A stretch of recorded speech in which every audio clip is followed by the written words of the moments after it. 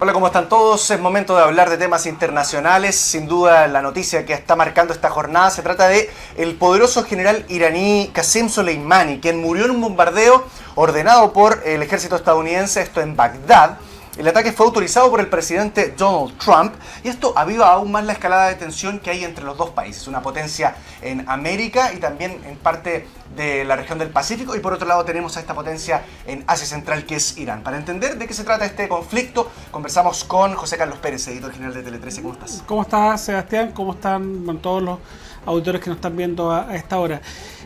Como tú decías, la muerte de Qasem Soleimani es un hecho bastante delicado, digamos, en lo que y que sin duda agrega tensión a un conflicto que ya está, digamos, bastante tensionado y que está bastante tensionado especialmente este año entre Estados Unidos e Irán, que además ahora tiene, digamos, un escenario distinto, que es precisamente que esto se registró no en Irán sino en Irak, ya el principal vecino en este caso de Irán, y donde el régimen iraní ya ha tenido una creciente influencia, especialmente en los últimos años. Yo te diría una creciente influencia más que nada desde el año 2005 en adelante, ¿ya?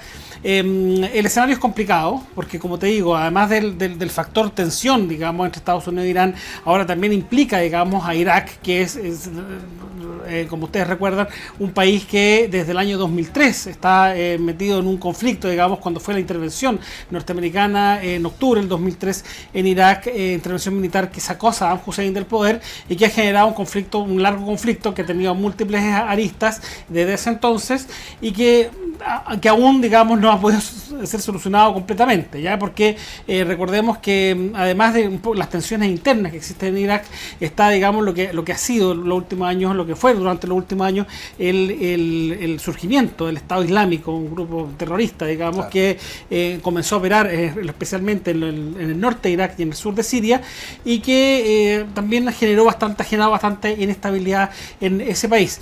Para entender un poquito la importancia, vamos ahora a lo que es la tensión Estados Unidos e Irán y por qué, digamos, esto puede llegar a agravar o generar una escalada de aquí a los próximos días. Estados Unidos e Irán ya se encuentran, digamos, en un estado de bastante tensión a raíz de la salida de, digamos, de Estados Unidos del pacto que tenían, el pacto nuclear iraní.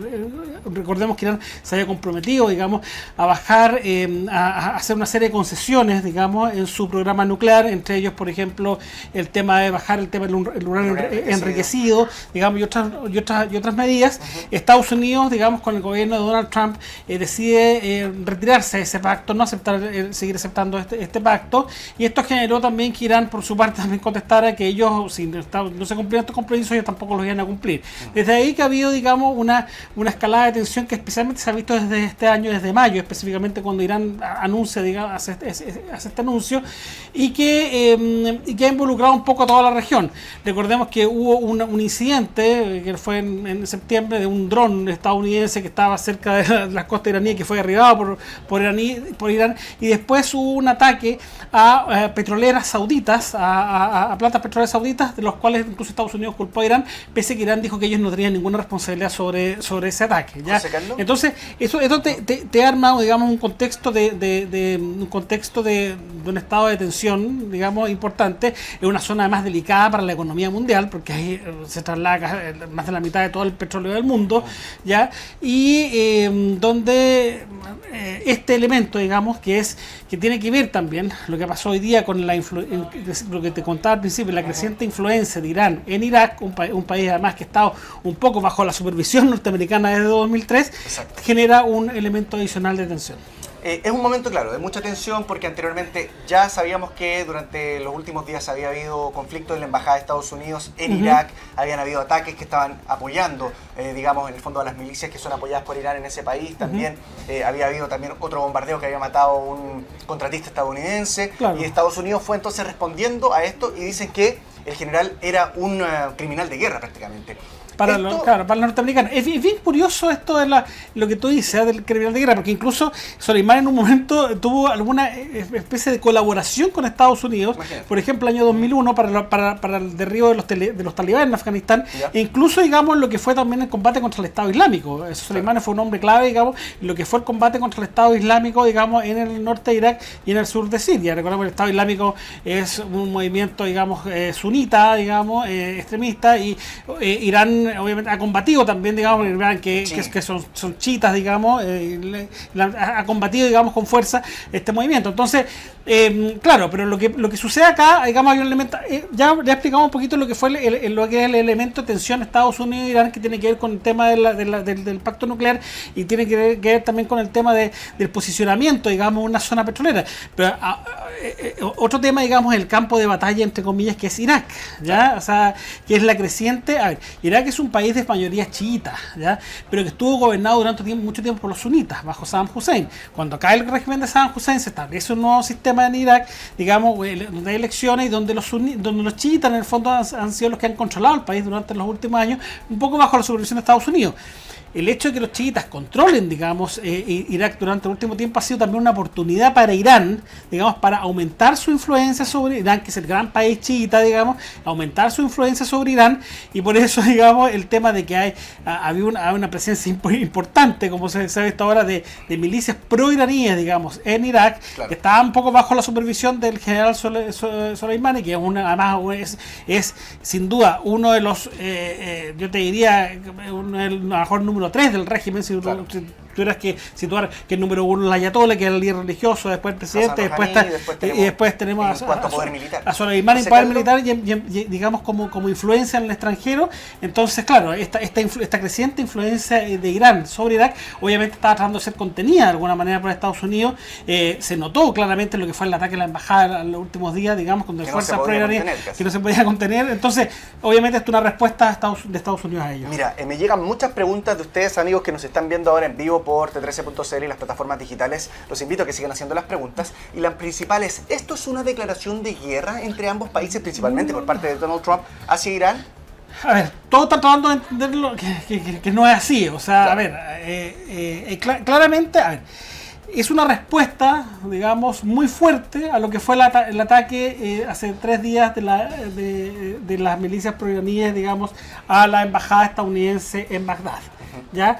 El análisis de muchos actores internacionales es que a lo mejor fue una respuesta un poco desmedida, teniendo en cuenta que están matando a uno de los principales personeros del régimen iraní, y que obviamente esto va a provocar una reacción de Teherán. O sea, es muy difícil que no se provoque una reacción de Irán frente a este hecho, digamos, porque están matando a uno de sus hombres, mataron a uno de sus hombres claves, claro, ¿ya? Entonces, eso es lo que se teme ahora, digamos, de alguna manera Irán lo está mostrando casi como si fuera una declaración de guerra de Estados Unidos, pero por otra parte, Mike Pompeo está diciendo no, esperemos que con esto se baje un poco el nivel de conflicto.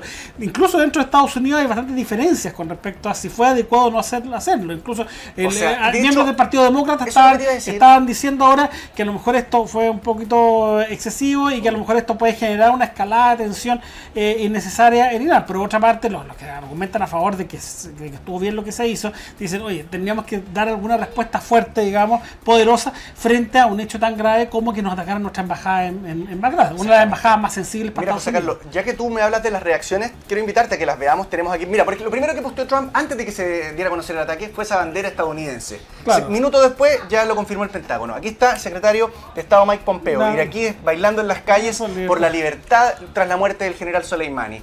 Luego también... Y esto tiene mucho que ver lo que está diciendo Pompeo con el hecho de que, recordemos que en el último tiempo en Irak ha habido protestas muy fuertes contra el gobierno, sí, ya contra el gobierno, protestas, digamos, manifestaciones sociales que han sido tremendas, digamos, con muchos muertos, contra el gobierno, digamos, contra el gobierno principal y además contra la influencia iraní dentro de Irak. ¿De cuál rama del Islam es el gobierno actual en Irak? Es mayoría chiita. Irak es un país de mayoría chiita, 65% más o menos de la población chiita.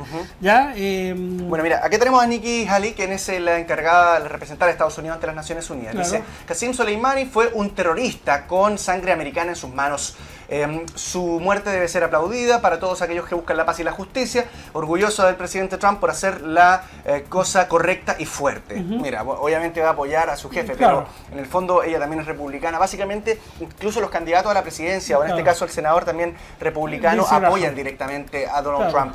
Lindsey Graham, esta acción por el presidente Trump y sus militares fue una respuesta directa a la agresión iraní orquestada por el general Soleimani y sus cercanos. También está Marco Rubio, candidato a la presidencia exactamente del Partido Republicano, digamos. Está directamente responsable Soleimani por previas y futuros planes para asesinar a diplomáticos y miembros del servicio norteamericano en Irak y también a través de toda la región. Algunos, eso sí, están cegados por el odio hacia Trump y no justifican lo que ocurrió.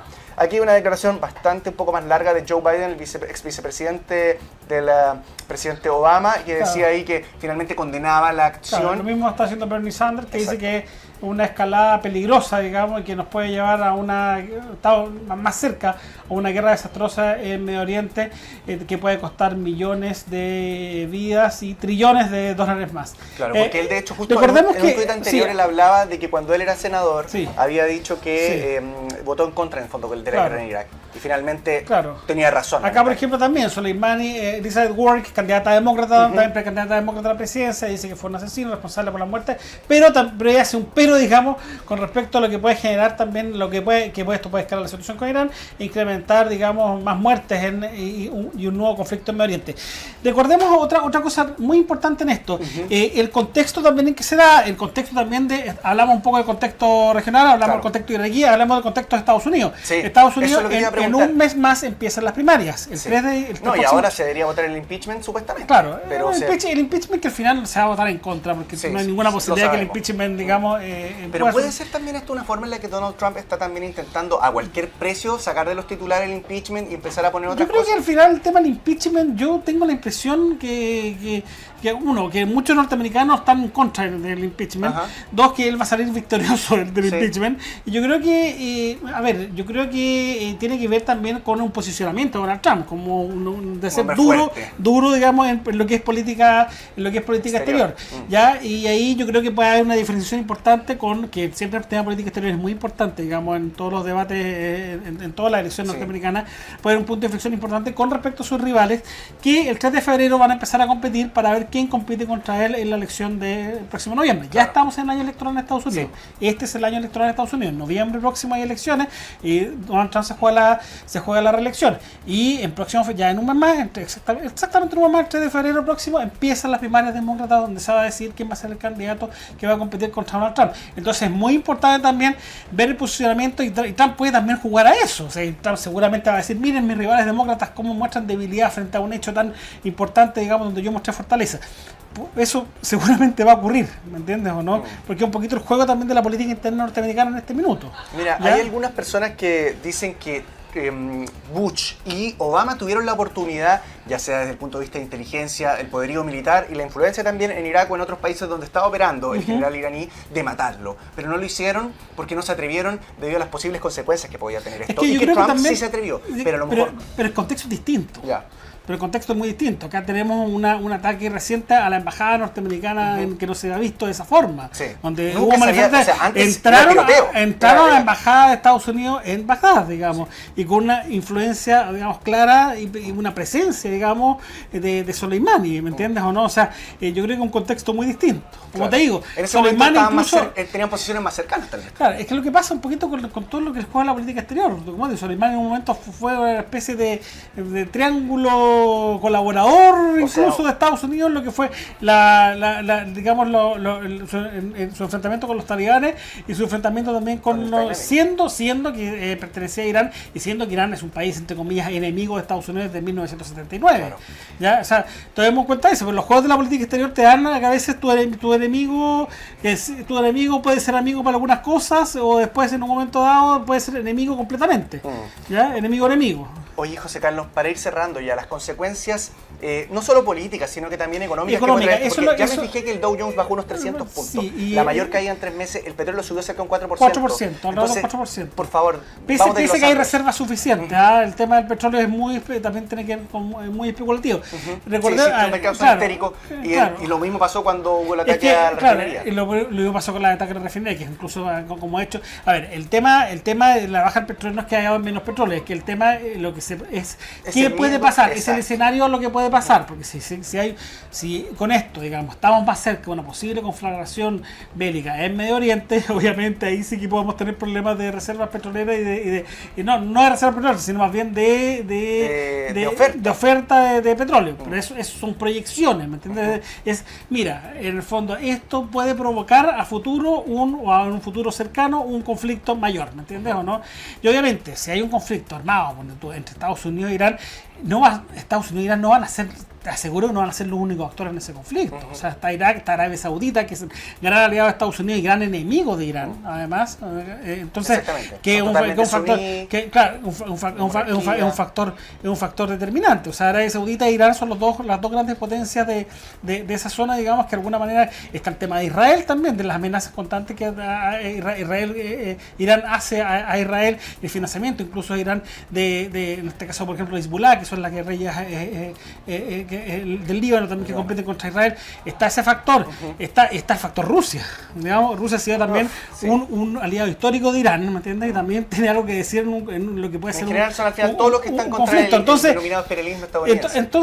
Entonces el tema es que acá tienes muchos factores de posible riesgo. O sea, un conflicto entre Estados Unidos, un posible conflicto entre Estados Unidos no se limita a Estados Unidos e Irán.